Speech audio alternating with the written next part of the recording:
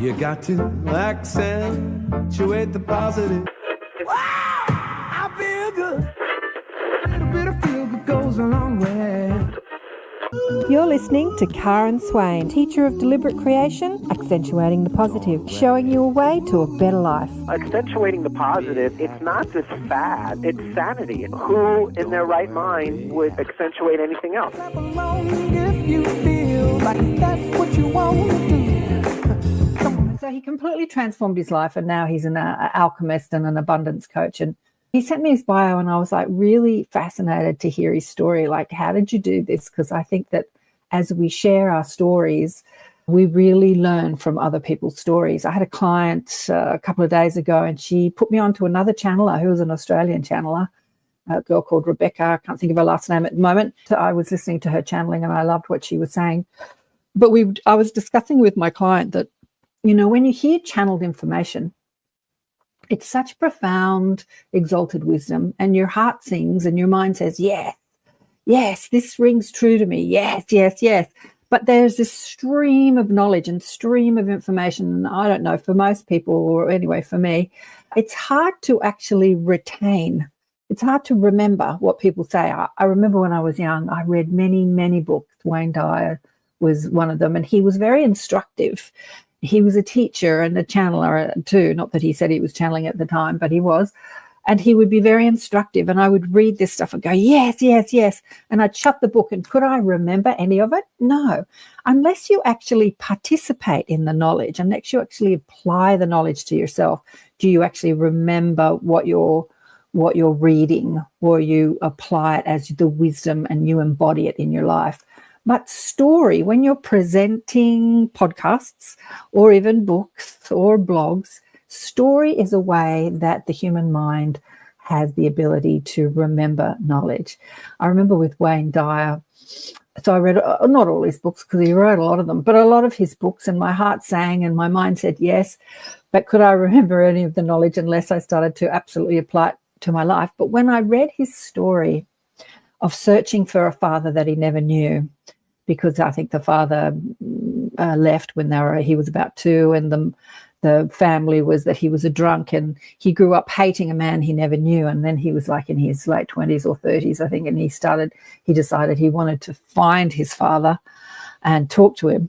And so I read his story about going on the search for his father and finding his father's grave. We're talking about Wayne Dyer, and sitting at the grave and forgiving a man he never knew, and just having that forgiveness, that he'd held this hatred and resentment for this man because he'd heard these stories about what a drunken bastard he was, and he forgave him, and how that profoundly transformed his life. So here it is, 20 years later, I can recite that story to you almost word for word. I shortened it a lot because I remember the story and I remember the lesson in the story. And at the time that I read that, I hadn't forgiven my father for the things that had happened to me in our very dysfunctional childhood, abuse, physical abuse, and I'd held a lot of resentment towards my father. So reading Wayne Dyer's story about forgiving his father and how it completely changed his life, I think he said he was already working as a psychologist or social worker at the time, so he's already out there helping people, but more in a mainstream way at that time. And after having this forgiveness for his father at his father's grave, I think it took him months or years to find the grave of his father.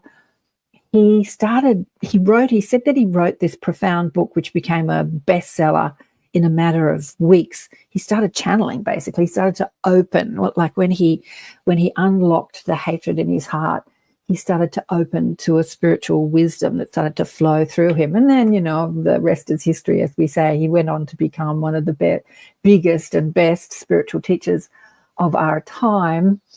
There are many amazing spiritual teachers out there now. He has since left his physical body, but he has not left this world. He inspires many people, including me, from spirit.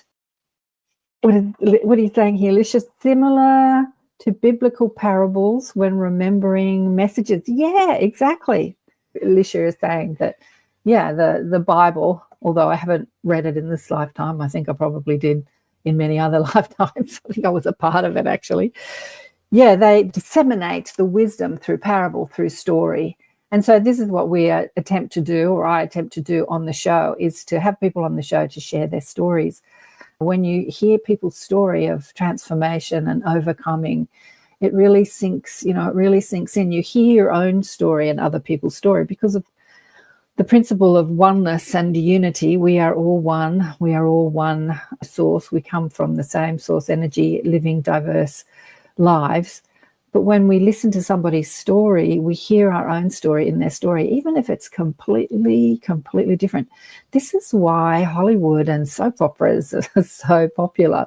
We love to watch other people's story and gossip. People love to gossip about other people's stories. It's like we're all wrapped up in everybody else's story. But really what we're hearing is we're hearing it for ourselves. We're hearing our own story. So when we love something about someone's story, that's who we are, or at least the potential of who we can be. And when we hate something about somebody's story, when we judge and criticize somebody, that's actually who we are as well.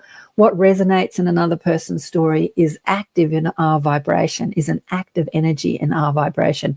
Whether it is potential or whether it is fully blown is up to us. But usually when we're listening to other people's stories, and people are doing terrible things and we get really angry and upset about what they've done, that is because that same frequency, that same belief structure, that same thought form is active in our vibration. We have to look at this. But yeah, I want to tell you a story about how that played out in my life. Okay, so years ago when I was in my 20s, I was doing a personal growth program. And there was a woman standing up, complaining about her husband. And I was a young girl sitting in a crowd of, I don't know how many people, 50, 100 people, maybe 200, I can't remember. It was years ago. But I remember I was screaming in my head, I wish this bloody woman would shut up. I'm sick of hearing about her complaining about her husband. She had an accent that at the time I didn't particularly like, and I was criticizing her accent. I was criticizing her. Like I was really screaming in my head about how this woman was really pissing me off. It's hilarious to think about now.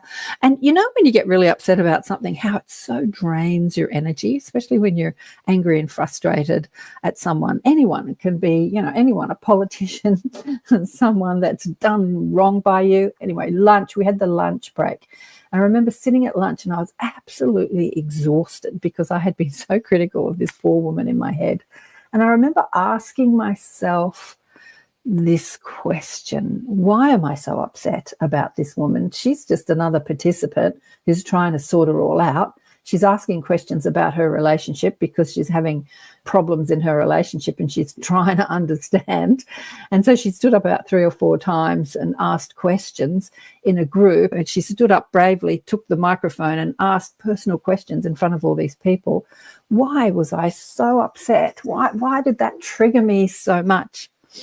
So I asked the question and then relaxed, because remember I was exhausted from being so critical in my head. It was only in my head. And then the thought came to me, or the guides or the mob told me, it is because of your fear. You are so scared to stand up and bare your soul in front of, a crowd of people. It's one of your biggest fears. And I thought to myself, oh boy, isn't it? And they said, you are scared that people are going to criticize you as harshly as you're criticizing her. And I thought to myself, oh, that is so true. If I stood up and bared my soul and then people thought, oh, you stupid idiot, sit down. Who are you? You're pissing me off. Like the same thoughts that I was having about her, I would be mortified. We're all so scared of ridicule, aren't we? And other people's criticisms. It's one of our biggest fears. So this was something that I was really scared about.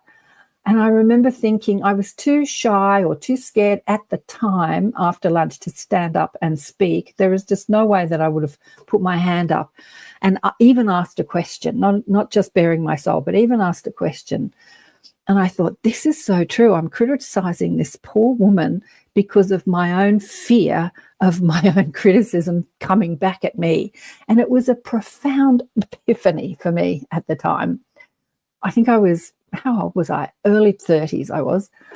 Scared of public speaking, which is really fear of criticism, fear of ridicule. And what we're really scared of is our own thoughts. We're scared of people hating us as much as we hate ourselves secretly. So I made a pact with myself. I made commitment with myself that I would find the courage to stand up in front of people and speak and bare my soul. And I remember at the end of the course, they had a program where they invited you to invite other people and to share the work. And so we had this big hall, and now there wasn't 50 or 100 people in the hall. Now there was like 1,000 people, because everyone came that had done the course, and they brought 1 or 2 or 3 friends or family members to share what they had learned. And I remember I'd made this commitment that I was going to bare my soul. My biggest fear was going to be realized. And I found myself sitting in the front row. Don't you love it? Like, we all shuffled into this big hall, and I found myself being sort of moved into the front row, like almost right in front of the podium where the speakers were speaking. And when someone asked the audience, who would like to stand up and share their experience from the personal growth course that you've done, I tentatively raised my hand, hoping and praying that nobody that would choose me. Please don't choose me. Please don't choose me. And the person facilitating the group or the conference looked at me straight away and pointed at me and said, "You." And I thought, oh boy, here we go. Here we go. So I walked up on that stage and looked out at this sea of people.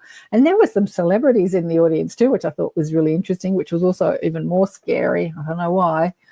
And my greatest fear was realized. I stood there in front of like 1,000 people and bared my soul about what I had learnt at the course, you know, where I was at the beginning, how much hatred and unforgiveness I'd had in my heart and how I'd let go of that. I can't really remember what I said, but I remember I was shaking like a leaf, and I think my voice was shaking like a leaf. And it was the first time I really ever did that, stood up and spoke about myself in front of people, or just stood up in front of people and spoke. And as they say, the rest is history.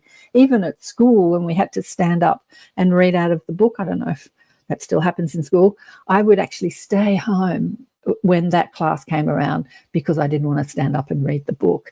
So overcoming your fears, that was one of the fears. Oh, there's Gloria. Hey, Gloria. How are you? And here's Sherry. Yay! Hi, darling. How are you? I'm good. Nice to see you. Thanks for having the courage to come on the show. And I said, why not? I'll pretend it's just you.